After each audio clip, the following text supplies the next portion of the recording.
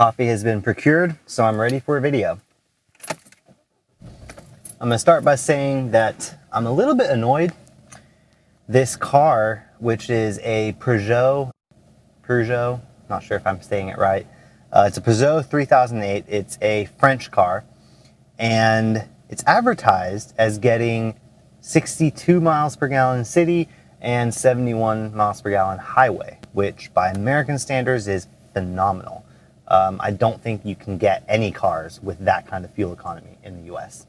Now, I've had this car for about 2 or 3 weeks now, and most of my driving is city driving, 30-mile-an-hour zones, much starting and stopping, hilly. I've been using the aircon, and I'm only getting about 40 miles a gallon so far. So hopefully, if I do more highway driving or motorway driving, as they say here, it will improve. But at the same time, coming from an American point of view, 40 miles per gallon in a fairly big size vehicle is fantastic.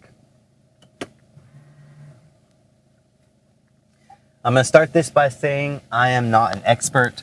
I'm not a licensed driving instructor. This is just purely my experience with driving and getting a license in Scotland. Your mileage may vary, and I know I'm going to probably say this several times again. All the information that I say here might change, so it's always a good idea to double check everything on the UK government website and Google it just to make sure that everything is still up to date when it's time for you to go through this process. There also might be a lot of jump cuts in this as I cut out things that I might misspeak or a lot of uhs. Now, when you first move to the UK, you most likely already have your American driver's license, or some of this will be applicable if you're coming from another country, maybe Canada or somewhere in the EU. So you most likely, I'm going to assume that you already have your license. When you come to the UK, your overseas license is valid for 1 year. So you can buy a car, rent a car, you can drive just like normal for up to 1 year after you arrive. After that is when you have to get a local license. Now, if you're lucky enough to have a license from somewhere in the EU, or there are some other countries on the list, you can basically just exchange your driving license for a UK license. You don't have to go through the testing, and it's much simpler. Unfortunately, even though I am a German citizen, my driving license is an American driving license, which means as far as the UK government is concerned, I have never driven a day in my life, which is ironic because I bought a car and had a car for the first year that we lived here. Now, I've lived here almost 3 years at this point, so you might be wondering why I haven't gotten my British license yet. When we first moved here, we did get a car for the first year.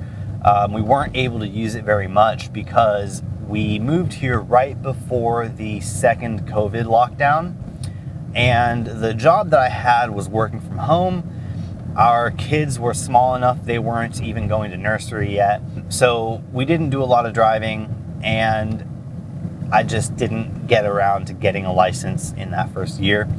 And it's been kind of crazy for a while. I just now got around to it. With it being summer here in Scotland now, and the kids are off from nursery, I figured it was past time for me to get my license, and Angela getting hers as well. So I went through this whole process much quicker than you have to, and much quicker than most people do go through it. From start to finish, it took me about a month to get my driving license. It could have been done a little bit quicker, but I would say for most people, you do want to try to give yourself at least 6 months to get it all done, just to be on the safe side. Like I said earlier, if you're from the United States, unfortunately, you cannot just transfer your license over.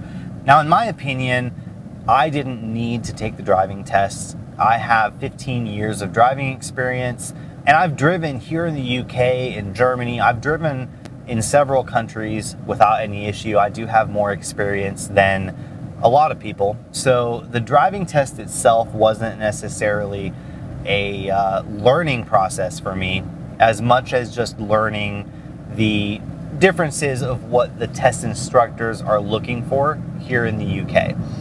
One thing I will say is that the driving theory test, basically like the written test would be in the United States, I do think that everyone should have to do that, even if you're transferring over your license, because that basically involves reading the highway code, and it'll familiarize yourself with the road signs and all the little intricacies of driving on British roads. You do drive on the left side of the road, which for me is not a huge issue. The only downside is my muscle memory of I'm used to having my left arm up on the window, and of course here the window is on my right side, so I'm not doing that anymore. Other than that, it's not a huge issue for me to drive on the left side of the road, but for others it might be more of an issue. Now I'm going to start by talking about the requirements for having a vehicle here in the UK. If you just moved over, like I said, your license is valid for 1 year, so most likely you will be buying a car and driving in that first year before you get your license. Now, buying a vehicle here is a little bit different than in the States. First of all, in general, used vehicles here are significantly cheaper than they are in the US. The first car that we bought when we moved here, it was a tiny old Fiat Panda, but I paid £600 for it, which would probably be about $750. And it was in good condition, wasn't anything fancy. It was about 10, 12 years old, but it worked, and it was under £1,000. Especially if you can drive a manual transmission, it is fairly easy to get decent cars here for £1,000 or less. Even though they have gone up recently, and I'm sure they'll continue to go up in price, it is significantly cheaper to buy a vehicle here than in the States. Same thing goes for insurance. Of course, they have the same requirement where you have to have liability insurance. On that Fiat Panda, I believe it was about £50 a month to insure me and my wife on it. And that was with overseas driving licenses, which is typically a little bit more expensive than having a UK license. They didn't recognize any driving history or anything like that, which for me is a lot cheaper than I ever had to pay for insurance in the States. Even though I've been driving for 15 years, I've never had a claim, never been in a wreck that I was at fault. I've never paid less than $120 a month for my insurance. Another thing you need to do is road tax. Now, it's kind of like when you go to the DMV and tag your car in the States. Here, the license plate stays with the car, and it's actually kind of cool how you can look up the information online about the car based off of just the license plate. But road tax is basically like when you go to the DMV, but it's all done online, and it varies by car and basically by the emissions of that vehicle. So if you have an electric vehicle, your road tax will probably be £0. It'll be nothing. If you have a gas guzzler, it'll probably be £400 a year or something like that. I don't remember what it was on the first car, but the car we have right now is £20 per year for road tax. So in my opinion, not bad at all. You also have to make sure that the car has a valid MOT. MOT stands for Ministry of Transport. Some states in the US do have an inspection, and it's kind of like that, but a little bit more strict.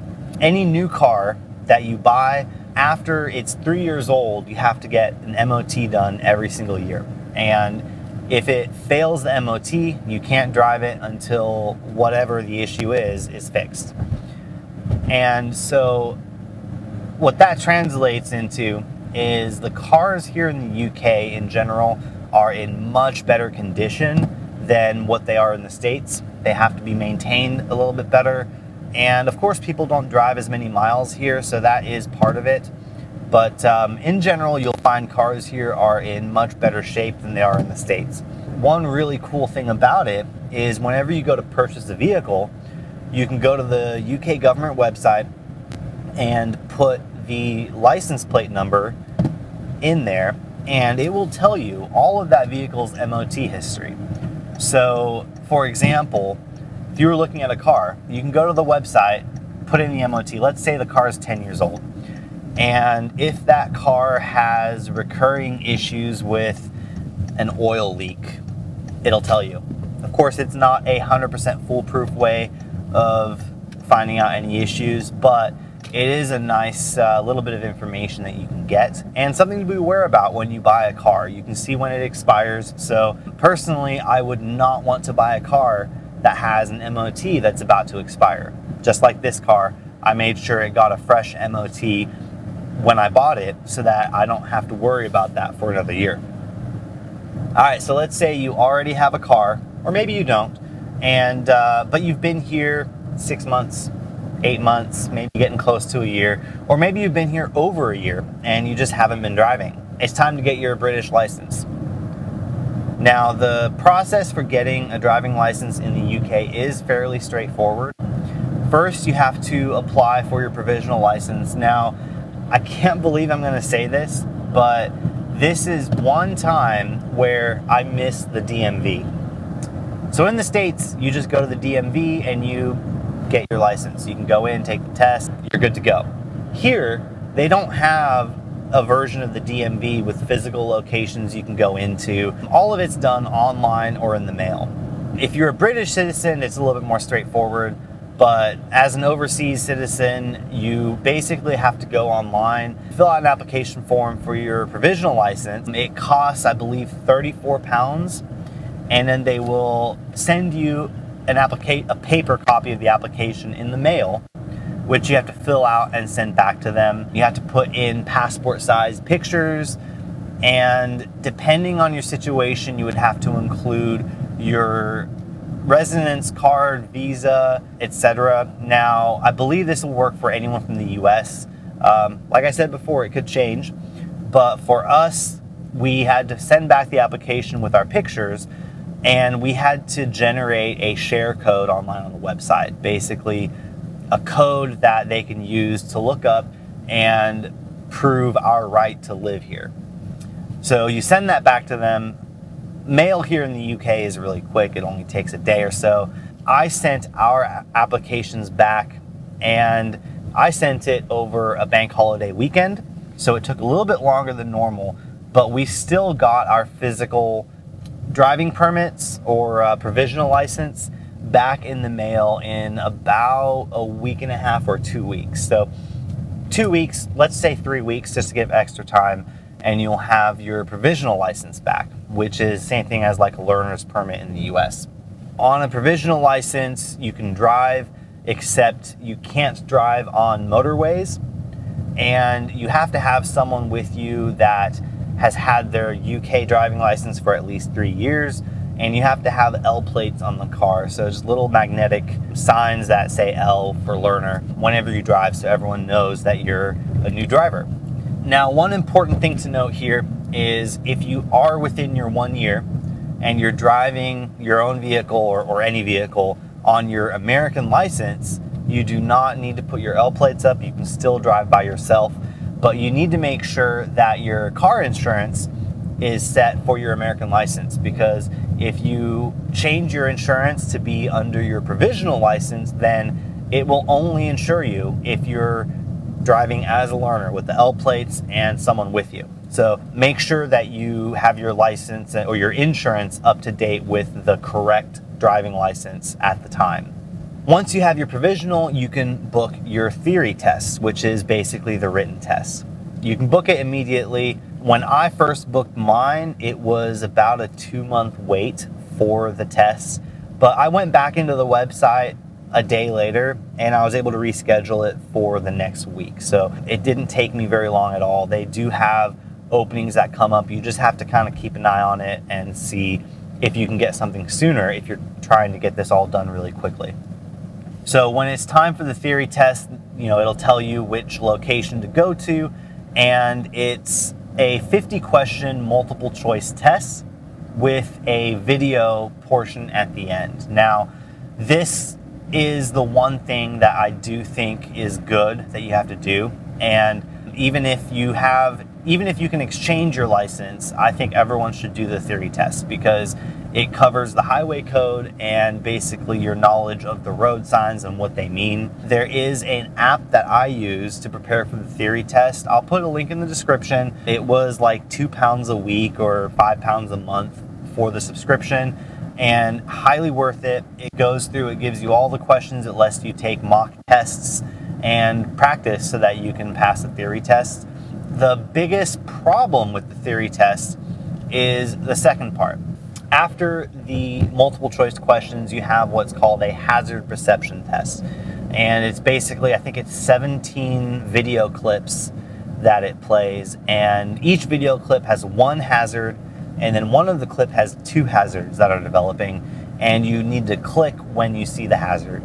My problem with it is that it's all based on the computer program, so if you happen to click a millisecond too soon, then it will count that you didn't pass it at all. So I would highly recommend you watch YouTube videos about how to pass it. There's a method that I use where you click 3 times basically, but you also have to make sure you don't click too many times or it'll fail you. But yeah, so I passed my theory tests without any issues the first time. It is something you do need to prepare for, but you don't need an instructor for it. There's apps and there's YouTube videos that will help you prepare, and free resources online as well. When you go in and you take the theory test, after you take the test, they will tell you right away if you passed or failed. And if you passed, then you can immediately book your driving test.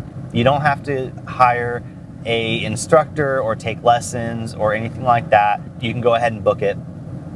I booked my driving test before I even left the building because I was ready to get this done quickly. Now, booking the driving test was like £65 or so. And that's the final part of getting your license. Now, there are 2 ways to go about this, or 3.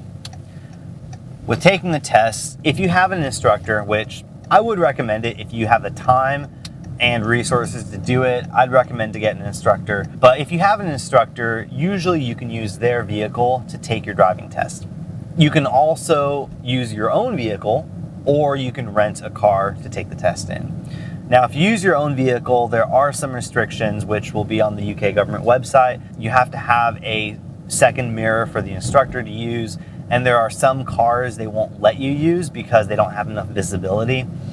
Also, it needs to be in good condition, so check engine light can't be on, you have to have plenty of tread on your tires, etc. But it shouldn't be a huge issue for most people to use their own vehicle. And if you're within your 1 year, you can drive to the testing center on your American license and then put your L plates and your mirror up, take the test, and then drive home on your American license if you fail, or on your British license if you pass. No problem at all. The other option is to rent a car. Now, unfortunately, you cannot just go to any car rental place and rent a car like you would normally. If it's a rented car, you have to have dual control. So basically the car has to have a brake pedal on the passenger side for the instructor to be able to use, as well as the L plates and the additional rearview mirror for the instructor. Where I live, there was a big car dealership, and they offer learner car rental. So you can rent the car by the hour. It has the dual controls, it has the L plates, the mirror, everything you need to take your test in. And so that's what I did. The only downside with that is you can't rent that on your American license. So I had to, I brought my neighbor. It can be anyone that qualifies as a driver to sit with you. So we have a couple amazing neighbors, and I was able to have one of my neighbors bring me there, rented the car, and I drove it to the testing place and kind of had a little bit of a test drive around the area to familiarize myself with the roads and kind of practice on some of the bigger roundabouts there that I thought might be an issue, and take the test. Now, The really weird thing about renting the car, and it has to do with the insurance evidently, is if you rent the dual control car as a learner and then you pass your driving test, you are then not allowed to drive that car anymore because you're not a learner. So I drove the car to the testing place, but then my neighbor had to drive it back to the car rental place to return it, because at that point I wasn't a learner driver anymore. I was a fully licensed driver. Kind of weird, but not really an issue, just something you need to be aware about. Now, when it comes to taking the test, I said it before, I would recommend that you take lessons if you can, but there were 2 reasons why I didn't take any lessons. I was trying to do this whole thing really quickly, the whole process in a month or less, and when I reached out to local driving instructors, none of them had any availability that was sooner than 2 or 3 months away. I didn't want to wait for 2 or 3 months just to get one driving test when I already know how to drive. Another issue for me was cost. It cost like 65 pounds to take the driving test, and if you fail the test, you have to wait 10 days and then you can retake it again. I did hear that they're planning on extending that, so double check if you're looking into this. But if I were to hire a driving instructor, it would have cost me at least 60 to 100 pounds, maybe more, just to get a couple hours worth of driving instruction. So my mindset was, I can take the test. If I do fail the test, I can retake it again in 10 days and pay another 65 pounds. It'll still be quicker than getting an instructor, and it's cheaper to pay for the driving test twice than to pay for an instructor and then take the test later. So I didn't get an instructor, but like I said, if you're able to, it probably would be a good idea. With that being said, I did spend quite a bit of time preparing for the driving test by watching YouTube.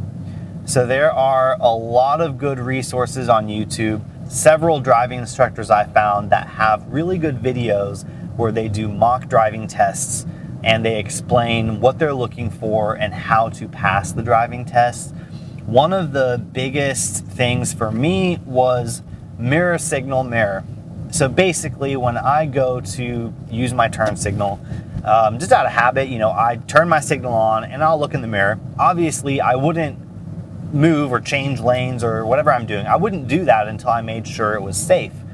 But for the test, if you turn your turn signal on before you check your mirror, that's automatically a minor fault. If you do it a lot, it'll become a major fault. So that is one of the things you just need to look out for when you're doing your driving test. Basically, constantly be checking your mirrors and make sure that you always check them before you turn your turn signal on, and then check them again before you actually change lanes or turn or whatever it is you're doing. One other big thing to look out for is roundabouts. Now, I have experience going through roundabouts, but of course we don't have nearly as many roundabouts in the United States as you do here. I'm kind of torn on roundabouts because some of them I don't like. There are some roundabouts that have multiple lanes and traffic lights inside of them, and I don't like them. But especially small, regular roundabouts, I think they are fantastic because you never have to stop and wait for a traffic light. All you have to do is stop and wait for traffic if there is it. So it makes it to be much more efficient when driving around. But it is an adjustment if you're coming from the US and you haven't gone through roundabouts very often. That can be a bit hectic learning how to do that here. And the big thing with roundabouts is that you make sure that you stay within your lane and then you turn your turn signals on at the appropriate time when you're about to exit the roundabout. I'm not an instructor, I'm not licensed to give recommendations on driving tests, but look it up on YouTube. There are some really good resources from driving instructors that will tell you how to pass the roundabout portion of the test. So the driving test for me was very stressful, mainly because I just had nerves about, I wanted to be confident, but not too confident because of all my experience. So it was a very stressful time, but I did pass the driving test with only one minor fault. So when you do the test, you can have 15 minor faults and still pass. So if you hit 16 minors, then it's a fail. But you can have 15 minor faults. So for example, if you turn your turn signal on before you check your mirror, that could be considered a minor fault. But if you have any major driving faults, then depending on what it is, I think you can finish the test, but you'll fail. Also, if you have the same minor fault over and over, it will turn into a major fault. So if you don't check your mirror before you signal, that's a minor. But if you don't check your mirror before you signal every single time, then that will turn into a major fault. So I finished my test. I had no major faults. I had one minor. Evidently, there was a mini roundabout that I went through, and the instructor said that I just barely drifted over into another lane. And he said, of course, that mini roundabout, the lanes weren't really marked, but he did say that I technically drifted slightly into the other lane, so it was a minor. But like I said, you can have 15, so I still passed without any issues. Now, after you pass your test, the instructor will give you a pass certificate, and you are immediately fully licensed to drive. It counts as a driving license. He'll take your provisional license, and then you'll get your normal driving license, the card for your wallet, in the mail. Mine came in about 3 or 4 days, so it does come pretty quickly, but that test certificate is just as good as the real thing. So you're fully licensed. You can use it to drive whatever you're licensed to drive. Now, licenses here are based on the vehicle that you take your test in. If you take your test in a manual transmission car, you're licensed to drive any car. Now, if you take your test in a automatic transmission car, you are only licensed to drive an automatic. For most people, this might not be an issue, but it is something to keep in mind because automatic cars here in the UK are extremely rare. It's getting a little bit better as time goes on. Of course, electric cars are all going to be automatic. You can still find automatic cars here, but it's like finding a manual in the United States. It is a little bit harder and a little bit more expensive to get an automatic transmission car. Well, I hope you enjoyed the video. I hope I was able to answer at least some of the questions that you might have about driving in the UK. If you have any other questions, please leave them in the comments and I'll try to respond. I might make a follow-up video at some point as well. And also, if you can, please like and subscribe. It really helps the channel out. And yeah, that's it. Bye for now.